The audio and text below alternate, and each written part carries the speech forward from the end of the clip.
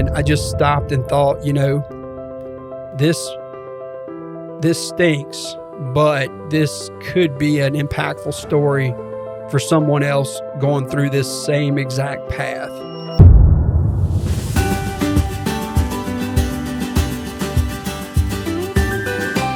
Hello, welcome to Like-Minded Servants with me, Cecil Graves. This is a podcast for leaders and entrepreneurs who want to become better every day. Why I'm doing this podcast is because I've been you. I've been there. I know there's men and women out there that don't have what I call a mentor. They don't know where to lean into, who to ask for help. Can I ask for help? Is it the American way to just not ask for help, just to pull your bootstraps up and get it done? There is a smarter way to do this.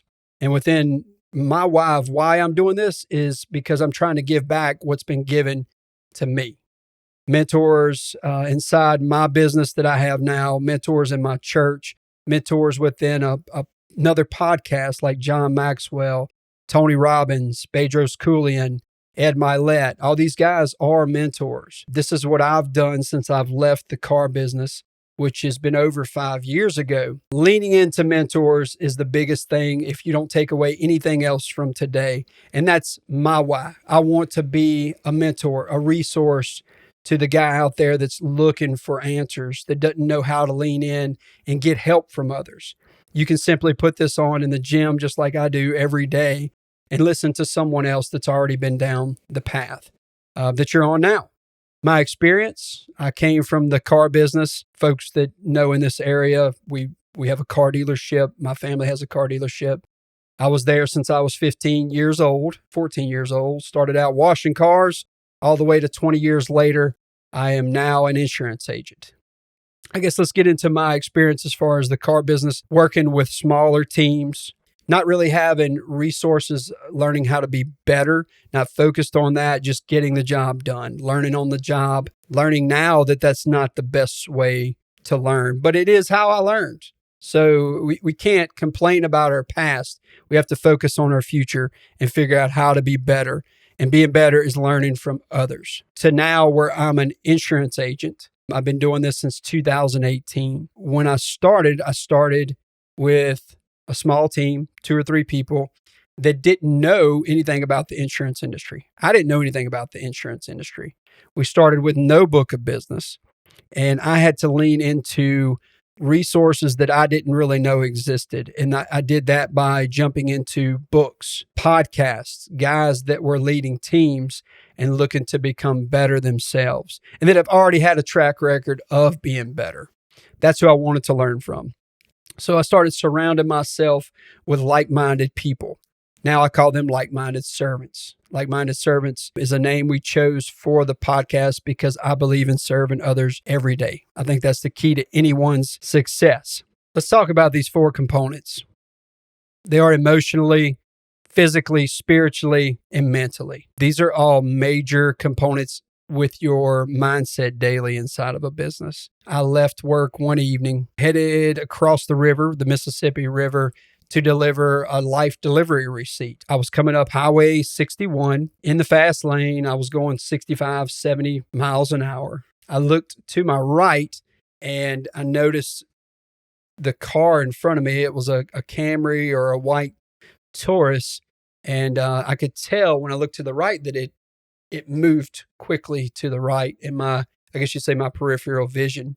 And by the time I looked back to the left, I was already up on a tree truck, one of the mid-sized trucks with the iron bed on the back of it. So I couldn't do anything but go right or left. I got on, the brake. I reacted, and I went into the back left corner of that iron bed going about 65, 70 miles an hour. I think that's where my dad said the speedometer was stopped whenever they got into the Tahoe later to get my stuff out. So I immediately had a change of course, which if I had not been close to God during this, I don't know where I would be now. We got me out of the Tahoe, me and the driver of the vehicle. Neither one of them were injured. They were two guys from Texas. They helped me over to the tailgate of another truck of a jewelry salesman just to get my bearings together. I could barely see. I could probably see on my right side through about a silver dollar's worth size of vision, and then everything else was speckled completely around me. My leg had been broken all the way through. My hip was broken as well. I didn't realize any of this other than my leg was dangling. Obviously knew that was broken.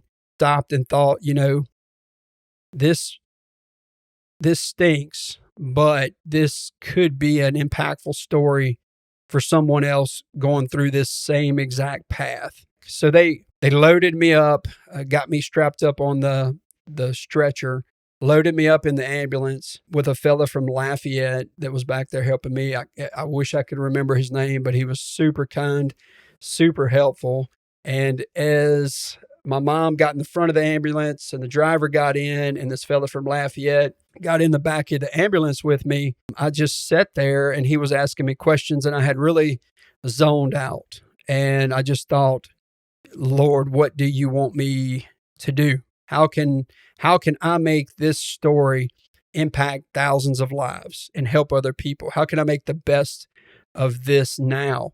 And so I laid back and as he's talking to me, asking me what I needed, can I get you anything? Are you good?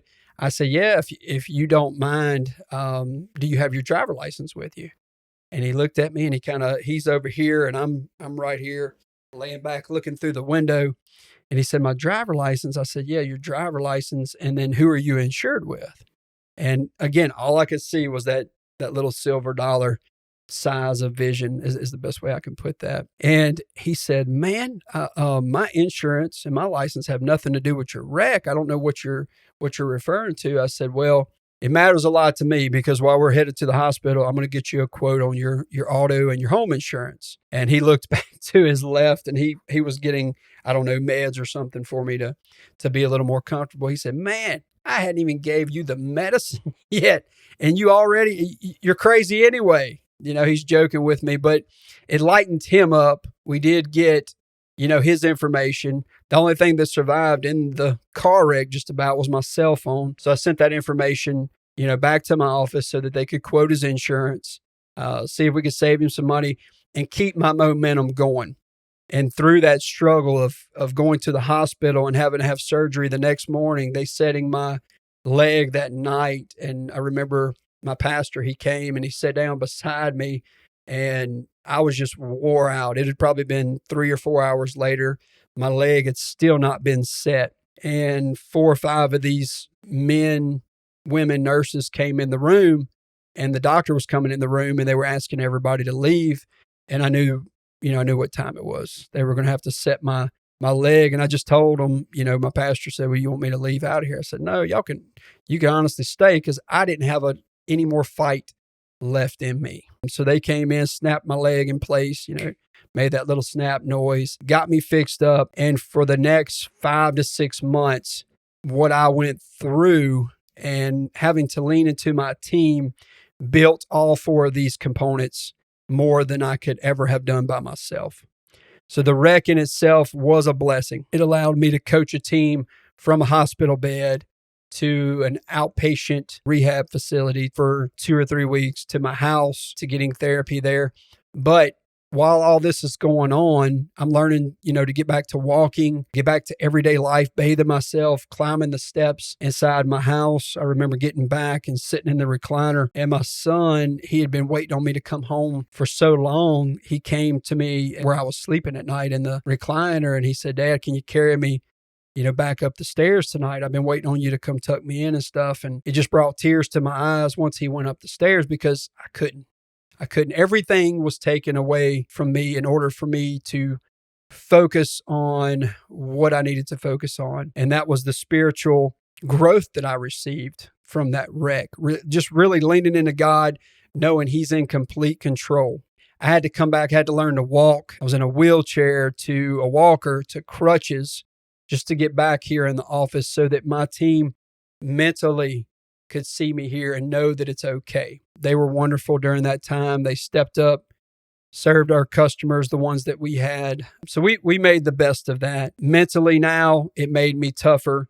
Emotionally, it made me tougher. Physically, I wouldn't say I'm in better shape than I was before that accident. But I just, through this, guys reached out that had started their agencies, and the things that they talk about were just so small to them. I had so many business owners lean into me over the last 5 years to want to know how to run a business, how to coach a team, because they knew my struggles. They knew I came from a different industry into this one. The car business and the insurance industry, probably the two toughest industries, I would say, on the face of the planet. It's just very emotionally, it just wears you out because you're dealing with people 24/7. Now, I have not only leaned into others to learn how to be better, because I've found that through that, I become better.